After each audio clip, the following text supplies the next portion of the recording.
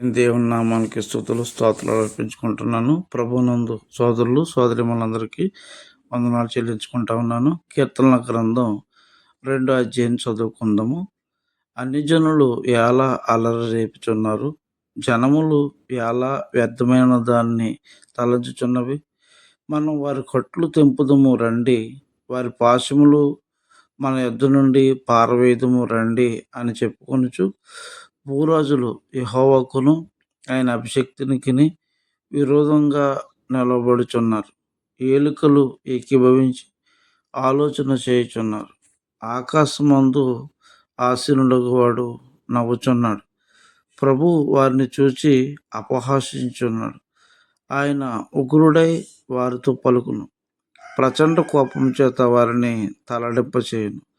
నేను నా పరిశుద్ధ పర్వతమైన సియోను మీద నా రాజును ఆసీనుడిగా చేసి ఉన్నాను. కట్టడను నేను వివరించెదను.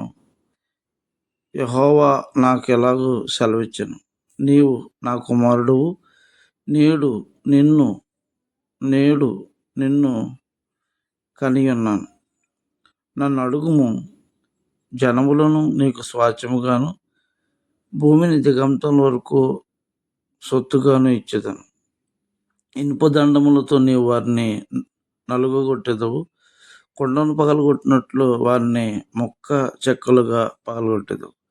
కాబట్టి రాజులారా వివేకులై ఉండుడి, భూపతులారా బోధనందుడి. భయభక్తులు కలిగి యెహోవాను సేవించుడి. గడగడ వణుకుచు సంతోషించుడి. ఆయన కోపము త్వరగా రగులుకొను. కుమారుని ముద్దు పెట్టుకున్నది లేని ఎడల ఆయన కోపించును. అప్పుడు మీరు త్రోవ తప్పి నశించెదరు. ఆయనను ఆశ్రయించిన వారందరూ ధన్యులు.